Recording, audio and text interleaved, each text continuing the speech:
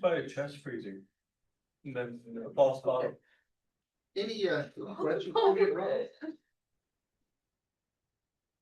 Any questions from last time? So the last thing I gave you before we went our separate ways last time, what the definition of a field is. There's of course many of these things. I did a ring theoretic approach where a field is just a community ring of identity, where zero is max one, ideal. Definition 14.1.2.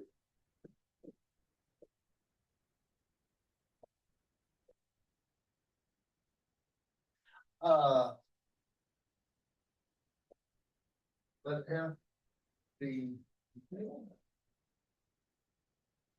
we say K is an extension field.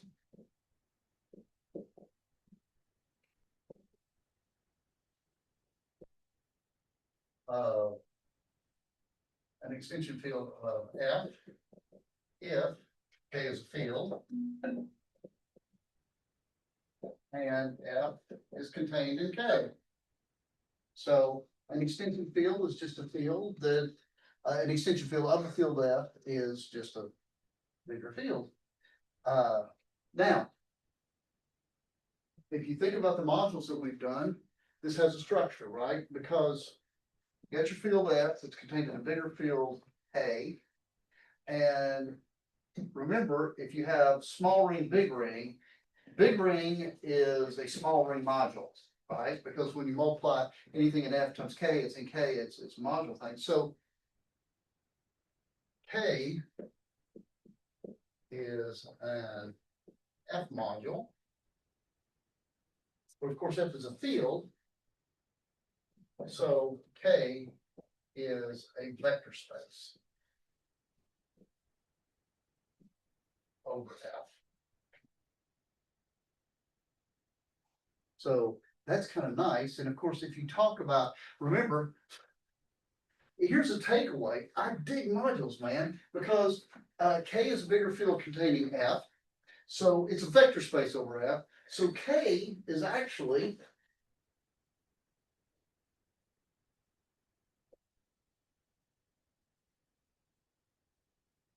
as a vector space, right? Not as a field. It's a different structure here. But as a vector space, K is just a direct sum of some number of copies of F, where it might be a big number of copies. And of course, we can talk about the dimension of a vector space. The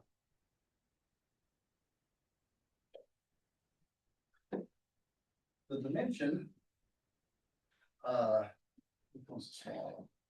K over F is often written this way.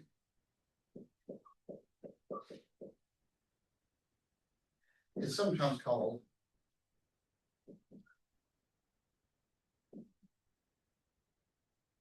the degree of the extension.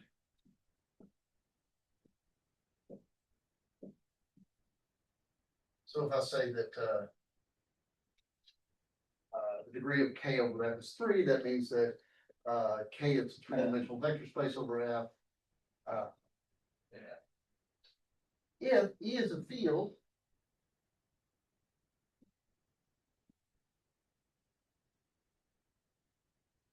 and E lies in between F and K, we say E is an intermediate extension.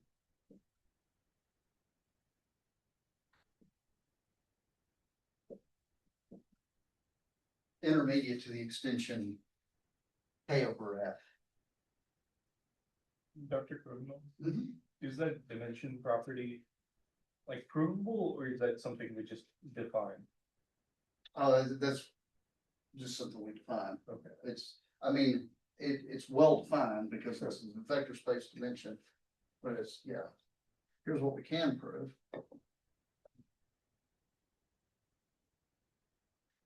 Uh, 14.3. Let F inside E, inside K, see fields. Then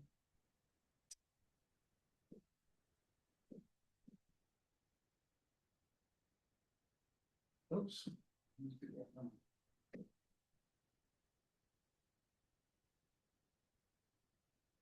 I hate these kind of questions, but I'm asking anyway. What am I gonna say next? Right. Good.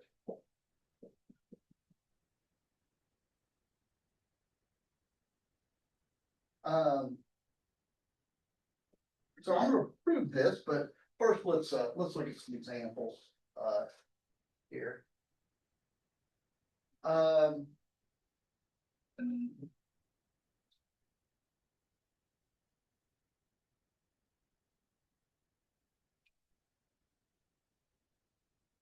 What's the smallest field you can think of?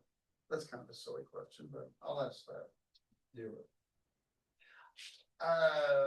I'm not gonna count that because I wanted to have an identity other than zero. However, if I hadn't said that, then that would certainly be an example. Can you go a little bit bigger?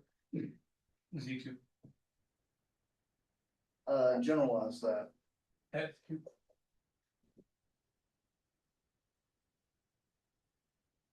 Oh, ZP.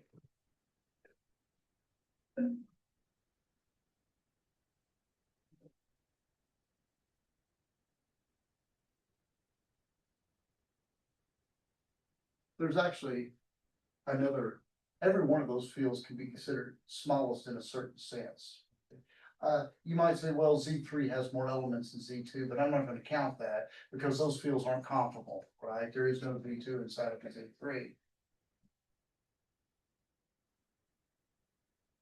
These fields are all finite, right? And I think it's fairly obvious, isn't it, that they're minimal in the sense that there's no field contained inside there, right? You might give me a proof for that. Actually, I think all you need really is group theory.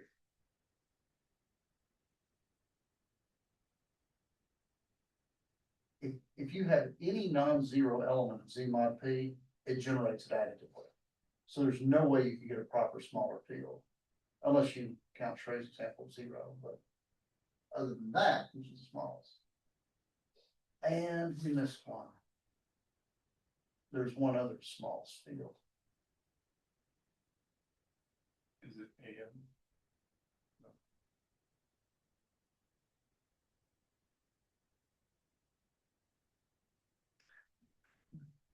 Come on, use your head, think rational. The rational.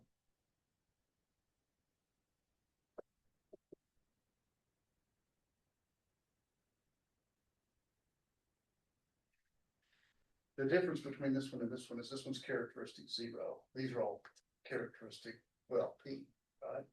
So if you have a ring that's characteristic zero,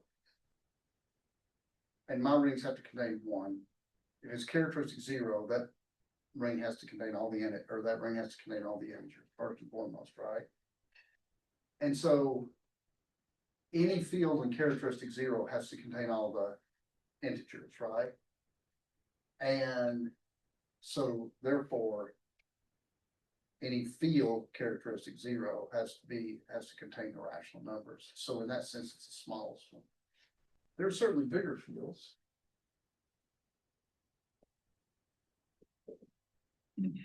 Here's a special case. We'll do things more general.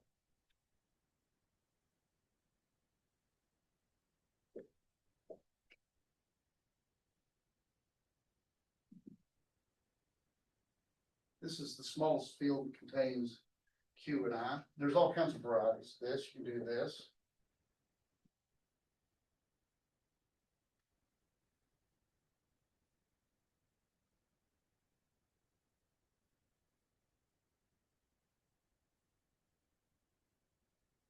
Actually, it might not be clear that these are fields.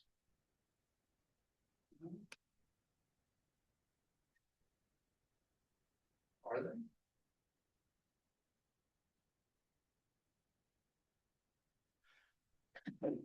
Okay, let's just look at QI.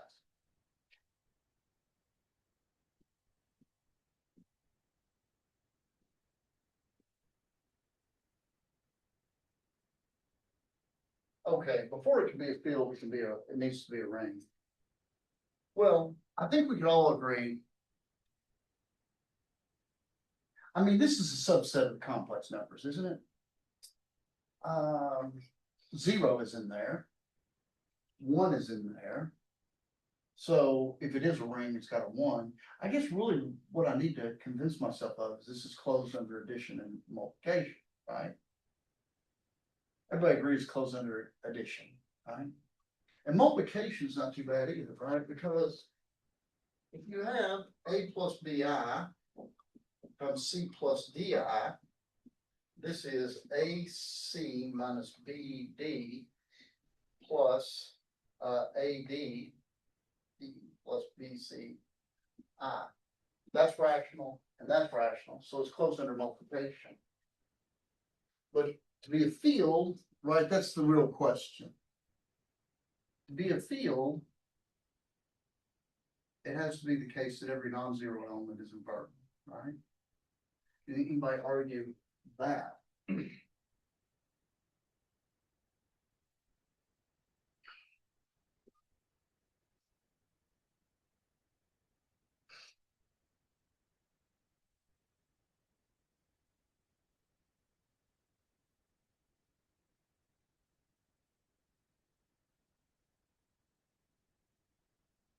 I'm gonna do something sloppy here, just to remind you of high school, so we can all wax sentimental.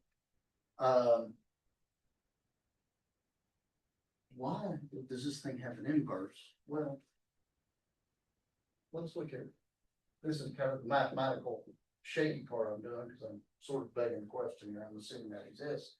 But as long as that's not zero, that certainly is a complex number. And here's the lovely high school memory. What would some crotchety algebra teacher tell you to do to this if you were sitting in a high school class? Conjugate. Yeah, conjugate it so you can rationalize it or some business like this, right? And so what you would do is you would dutifully do this.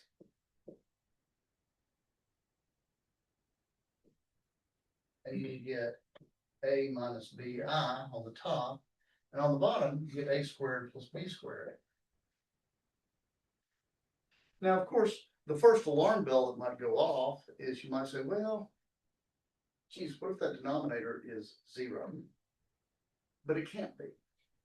Because if you have the square of two rational numbers equaling zero, that means that both of those squares have to be zero, which means both of those numbers have to be zero, which meant that was zero in the first place. Everybody agree with that? Notice that this is A squared plus B squared plus I times negative B over A squared plus B squared. And since, again, the denominator is not zero, rational number. So this actually is a field. Huh?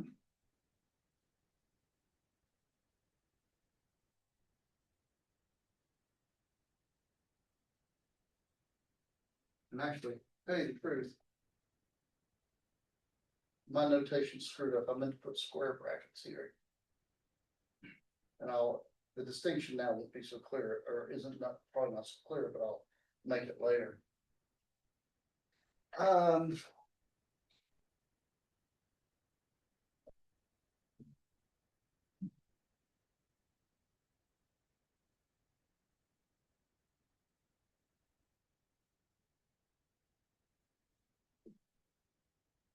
Anybody want to guess what this is?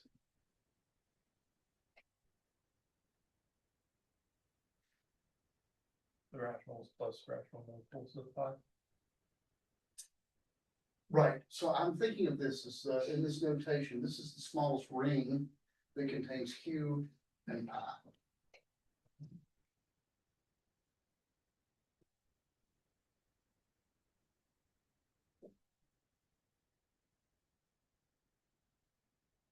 Is that what it is?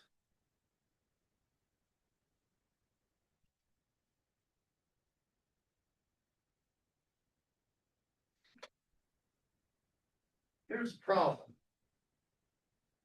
Pi is in Q pi. If I agree with that? So pi squared better be in Q pi if this is the smallest ring containing them both. So that means that pi squared should be A plus B pi for some AB in Q. Can that happen? No. Why not? There's chances of that. How many of you have heard that around the campfire, this folklore about pi being transcendental? All right, have you ever heard pi and E or transcendental numbers? Does anybody know what that means? A number is transcendental if it is not the root of any polynomial with rational coefficients. So there are irrational numbers, and then you add steroids to that, and there's transcendental numbers, right? For example, I, the square root of 2, are irrational, right? You cannot write either one of these as a fraction of two integers. However, they are both roots of polynomials with coefficients and rationals. X squared plus 1 in this case, x squared minus 2 in this case, right?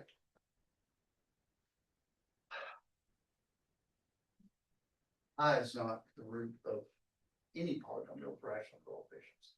So actually, this looks sort of like polynomials.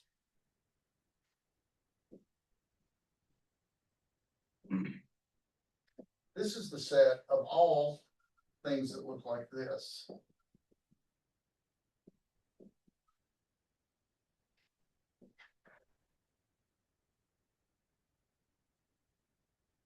This is the smallest ring containing its every possible linear combination of all possible powers of pi. Okay, here's another analogy. Is that a field?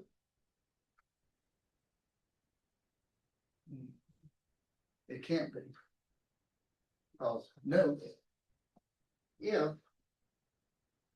1 over pi is in Q pi, then 1 over pi is equal to A0 plus A1 pi plus AN pi. And what's the problem with that? Have to have like A1. Yeah, like A1 or A0 equals I something. think you're on the right track. Let's fix this by multiplying both sides by pi.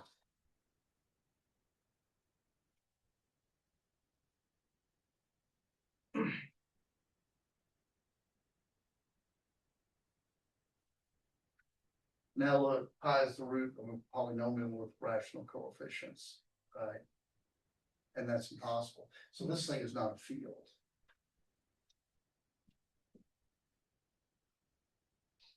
I like this example because it illustrates a couple of things.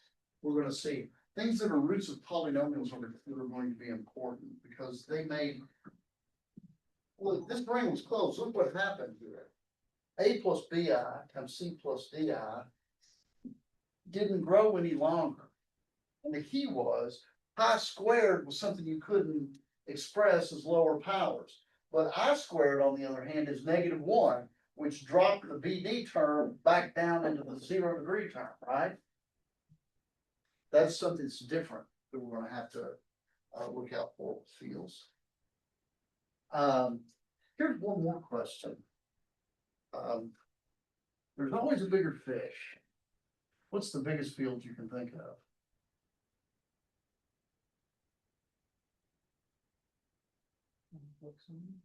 I think that would be kind of standard answer, right? The complex numbers. You might think of a field that's strictly bigger than that contains the complex numbers. Is that the biggest?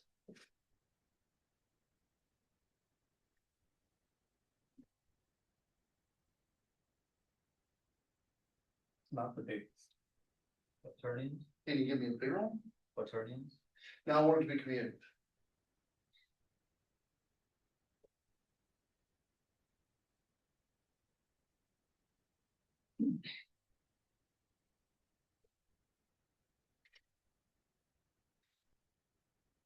Probably agree that that's an integral domain, right? And this is a ring that properly contains the complex numbers, right? So look at its quotient field.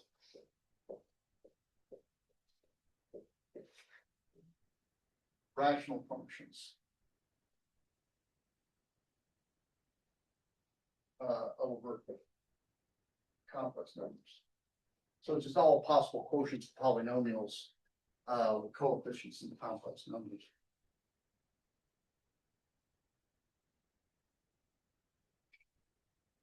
So there's always a bigger field in a certain sense. Right, okay with that? Yes, Isn't C like infinite power series with complex numbers also too? what are infinite power series?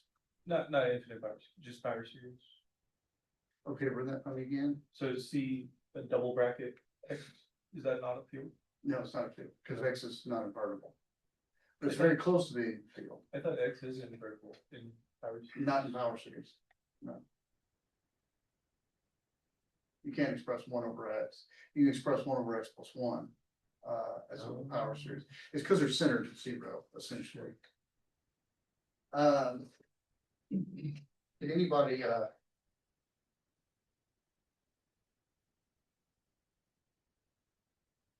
this field is not isomorphic to C, right? So taking C and enjoying this variable X, looking at rational functions, is not isomorphic to C. Anybody think of a field where doing this trick, they are isomorphic? Or if you get this? Oops.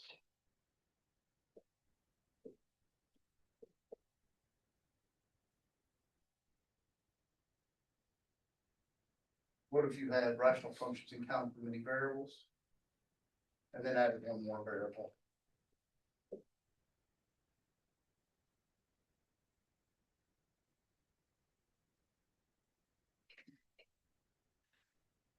This field is a subfield of this one, but they're isomorphic. But you can still make one bigger than this by just doing an uncountable number of variables. And since they're infinite in size, infinity, you can keep going forever. So. Anyway, the point is fields aren't just cut and dried. There's a lot of variety out there. Let's start with this. Let's prove this degree formula. Dr. Gordon, Mhm. is C adjoined X, is that a field with square brackets? No, yes. Okay.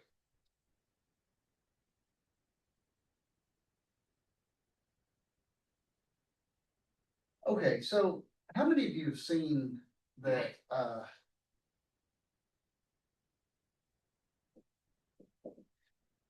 if you have U inside V, inside W vector spaces?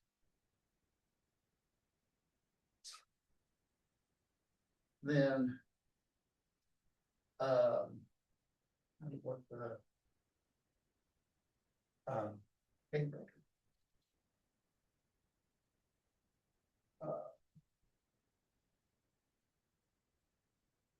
The dimension of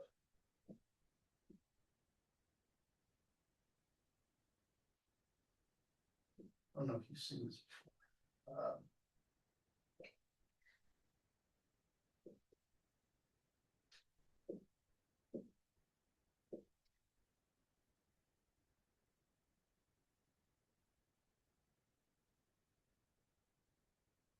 Or this is essentially it. This is basically the dimension of the extension of, let's see, like W over U, it's W over V, yeah. This is essentially it as well. So what I'm going to do is I'm going to do this in terms of bases. So let U be a basis of E over F and V a basis A over A. So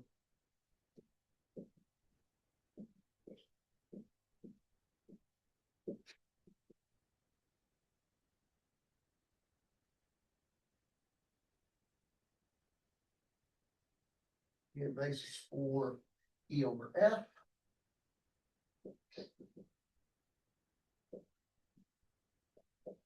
And we'll let V equal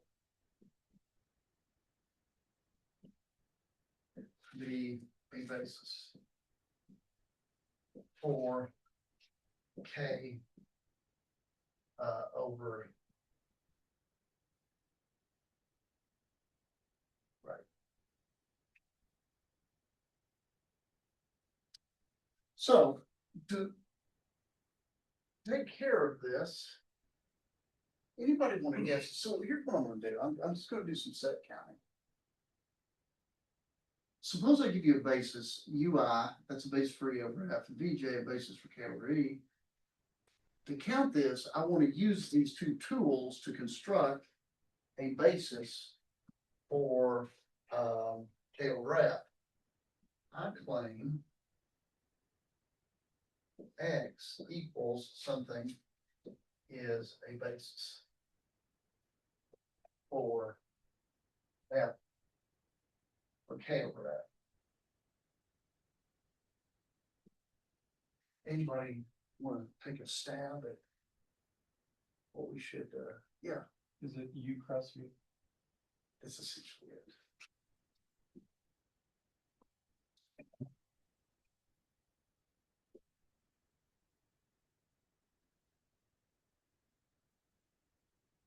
Every possible, I mean, this is very much like the tensor product, actually.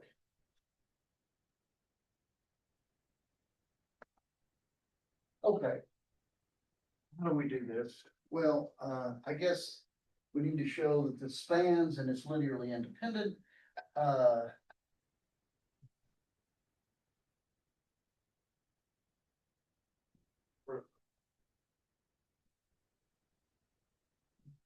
Okay. So X spans K.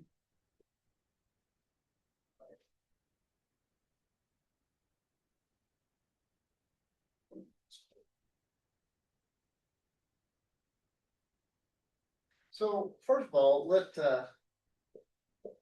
K be in K. I know that there exists V1, V2, Vn, and V.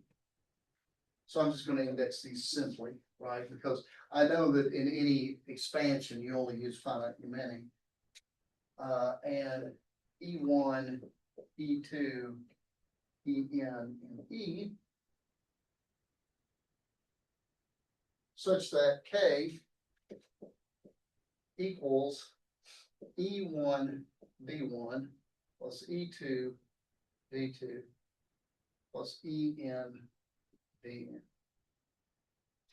Agree? And now, what do you suppose I need to do?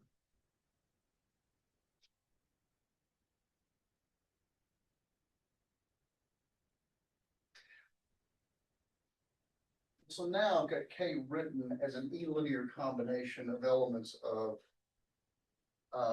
V.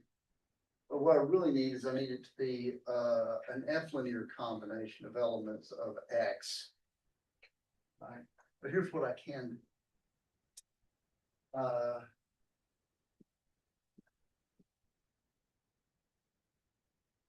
EI to be say F I J. What's with my U?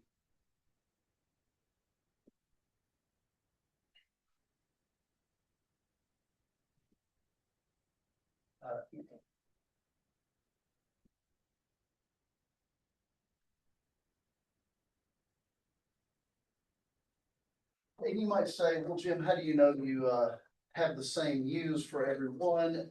I can use this if I assume that some of these FIs could be zero, right? So I'm being lazy with notation, but I can recycle the UIs and some of the coefficients to be zero.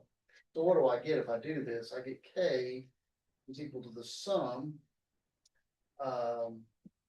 Let's say I equals 1 to N of EI, VI, and this is the sum, N, I equals 1.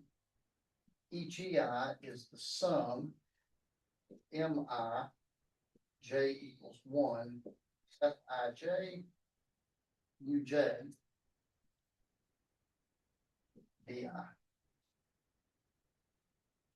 Yes, So Fij is an element of Fb. yes, thank you.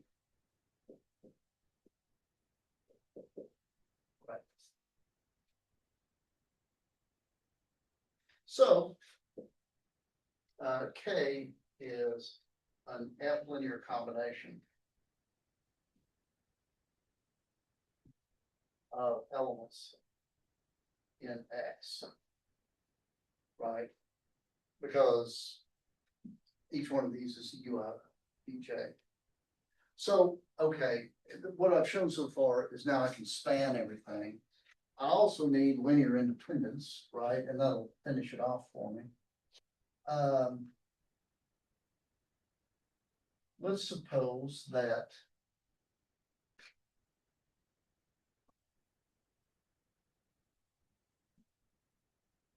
For the linear independence step.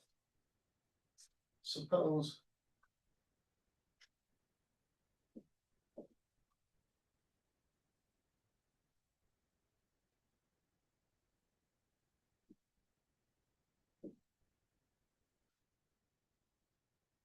The sum Rij Ui Vj is equal to 0. And I need to conclude that every one of these is 0. Well,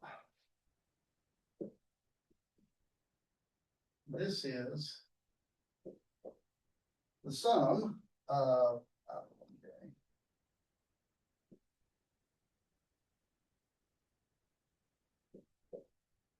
Rij Ui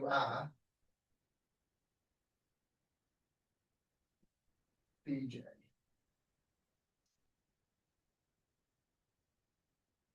And of course, each one of these RIs, each one of these things are elements of E.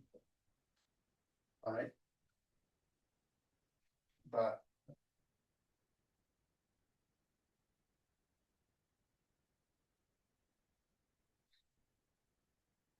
right.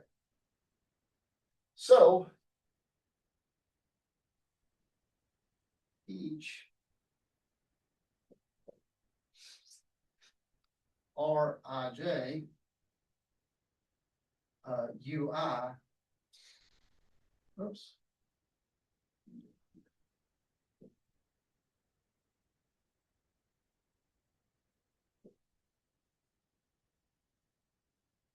Equals 0, right? Is Ri in?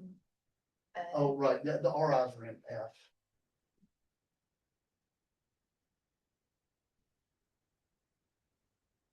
So each one of these guys is an F linear combination of elements of UI, so it's in E. So for every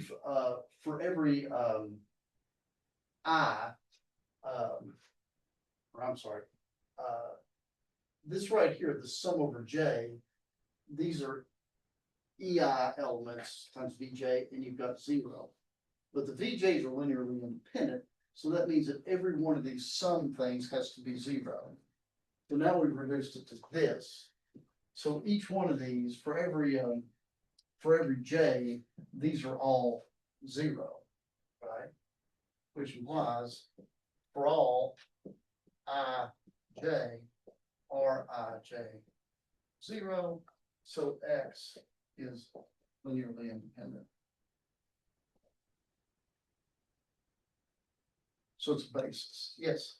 So when you do that bracketing, you're just saying that because VJ were already from a basis.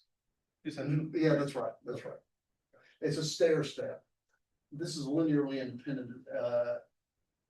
This is like a vector space over E, right? K was over E. This set is linearly independent in that regard. That reduces us down to every coefficient. And now we use the fact that this is linearly independent over F, the small one, right? Is that clear? Yes.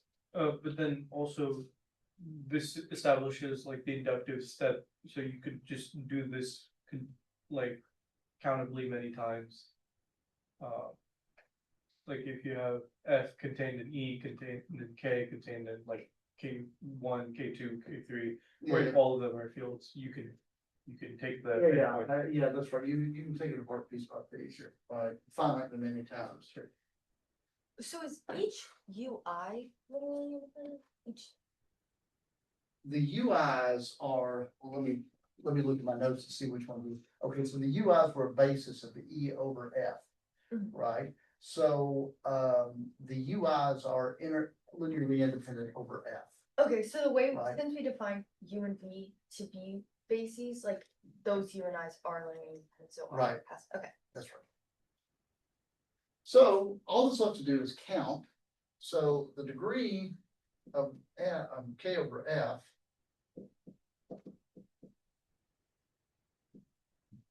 is the cardinality of X, even in the infinite case, which is actually the cardinality of I cross J. The index except for the U's and the V's, or whichever way it went, yeah, the U's and the V's, which is the cardinality of I times the cardinality of J. And let's see, let me make sure I get this right. The U's, I's were over. Okay, that's the basis of the E over F. So the cardinality of I should be.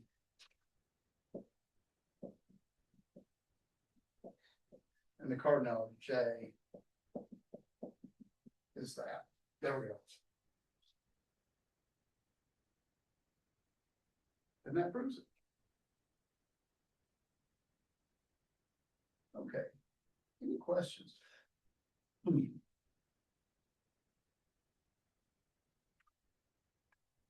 Okay, so let me talk a little bit about some notation here. I do have one. Yeah. So earlier when you said the dimension of like U mod or W mod view, that's like addition of the vector spaces mod view, but then this one is multiplication. Yeah, I think that the first thing I did wasn't really helpful now that I think about it. So you can kind of forget about that a little bit. So here what we're doing is when I'm taking E to be a vector space over F, Mhm. right? So it's just a big field that contains this, but it's a vector space in that regard.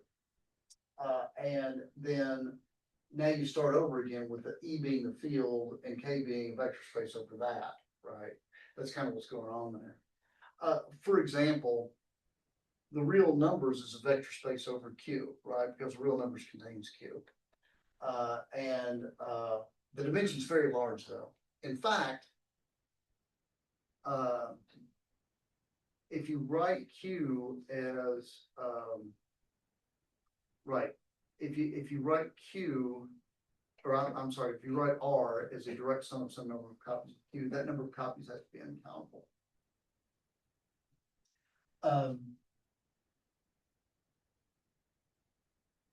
So let that be a field. So here's some terminology stuff. Let it be a field.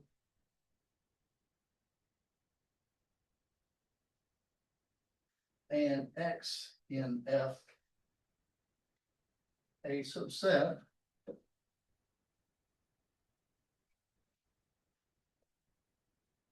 the subfield of F generated by X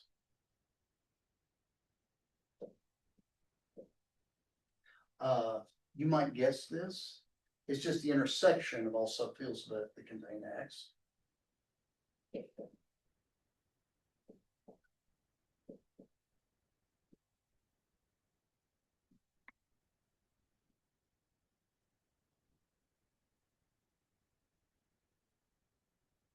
So it's just the intersection of all the subfields that contain whatever set that is. Let me ask you a question just for fun.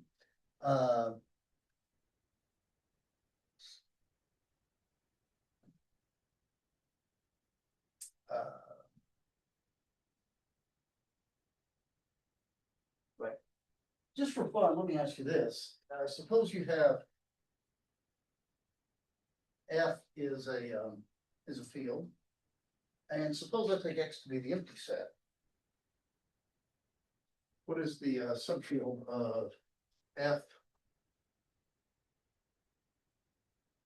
This, what is the subfield of F generated by the empty set? Zero. Well, I'm not gonna count zero. Although, if you could, that would definitely be the answer.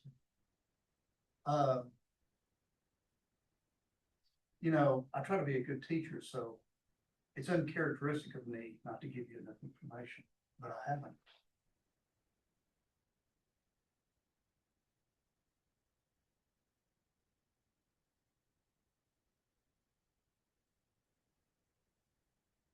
The answer to this question depends on the characteristic of the field. So if I walk up to you on the street and give you a field characteristic zero, the reals, for example, complex numbers, rational functions over the rationals, whatever it may be, then let's just take the empty set. What you're looking at is you're looking at the intersection of all subfields that contain the empty set, right? Well, every subfield contains the empty set. So I can rephrase this by saying, I'm just looking at the intersection of all subfields, right? In characteristic zero, every field contains the rational numbers. So the intersection of them all will be the rational numbers. So if I have a field characteristic zero, then the subfield generated by the empty set is the rational numbers. If, on the other hand, the field has characteristic P, then the subfield generated by the empty set would be Z1P. Yes. Can you have non-E characteristic or you cannot? No, you can't. Yeah. I'm like, Makes sense. you're gonna dig that out in the homework problem, and it's not too hard to show. On the other hand, now say, suppose X is some finite set, A1, A2 is N, and K is a subfield of L.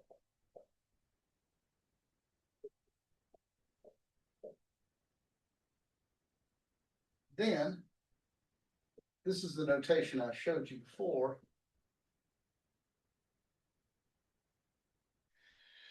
So this right here, think of those square brackets as polynomials, because in a certain sense, that's what this is. This is the smallest ring. Contain K and the set A1, A2, up to AN. So it's the smallest ring you can form when you throw in together the field K and all those. This is written this way, and formally, here's what this is. This is the set of P of A1, A2, AN, such that P of X1, X2, XN is in K, X1, X2, XN. So in other words, every element in this ring, so we've got n things here, right? Just take a polynomial ring in n variables and plug all these in here. In particular, one polynomial is the constant, so you get everything that's in K is in here just by just taking the constant polynomials. So that's in there. But for example, A1 is in there because one polynomial in n variables is just the polynomial X1. So you can plug in A1 and A2, but you get everything, right? You get A1 squared minus A2 plus A3, A4, A5 to the 6th, all kinds of crazy crap like that. It's just everything that you can get by plugging in to a polynomial. Basically what it says is it's the smallest thing that contains K, as well as K linear combinations of products and sums and powers of these elements here. What do you suppose the smallest field looks like? All right, so I said that's the smallest ring that contains those things.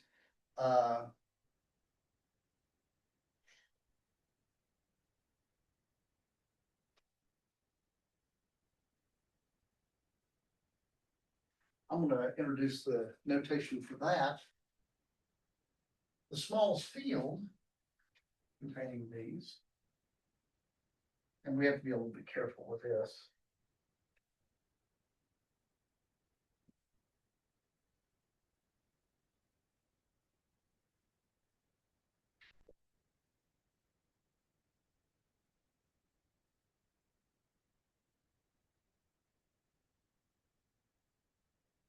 Containing K and X. In this case, X is a finite set. This is the set of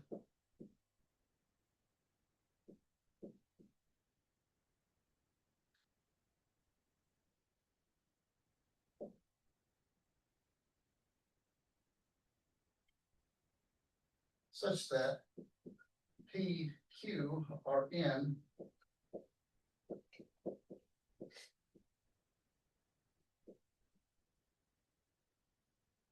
so here's the deal. Instead of just plugging into polynomials to make it a field, I plug into rational functions. And I have to be a little careful. There's a caveat I need here. What's that? You can't be the zero. That's right. I can't plug in something to the bottom when it's gonna be zero, where Q of A1, A2, AN is not zero, because otherwise I have to have problems.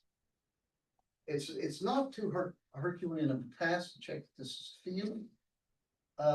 You could also extend this actually to an infinite set.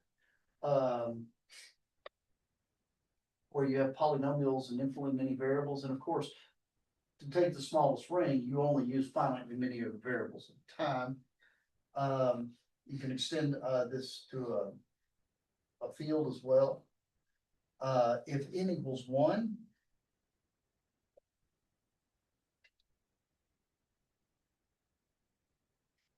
if X is just the singleton element A, then KA is called a simple extension of K. Simple in that all you need to do is take K and adjoin one other element and to get your new thing here. Let me point out, some people might make this distinction. I don't really care that much. Notice that if A is already in K, then K adjoined with A is equal to K. In other words, the smallest field that contains Q and also 3/7, Q already, right?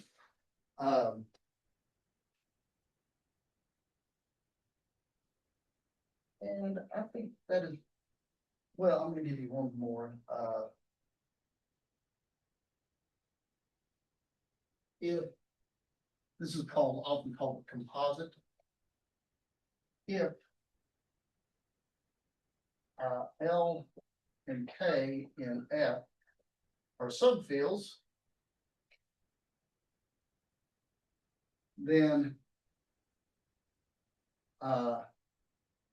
LK in F, this is the subfield of F generated by L union K. So in other words, when you see this, this is sometimes called the composite.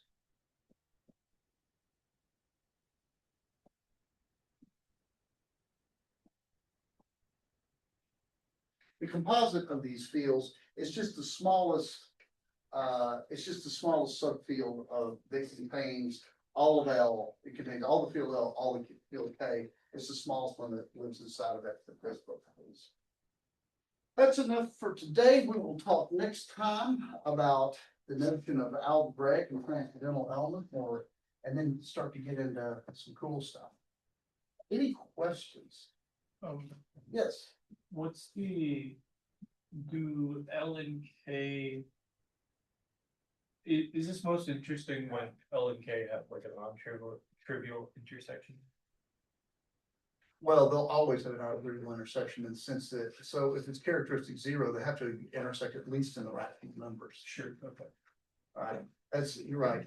Here's another interesting thing about fields that we're gonna find is if you have a homomorphism of fields. Right, so if you have F from K to F, it's a homomorphism of fields. They're always 1-to-1. Do you know why?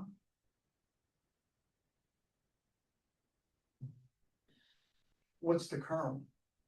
What's the kernel of any ring homomorphism? Ideally, you will be able to answer this question. That's right. So the kernel is, the only ideal in the field is 0, right? So the only way that it can not be 1-to-1 is if it's a 0 map, which I'm not gonna allow this because it takes the identity of 0.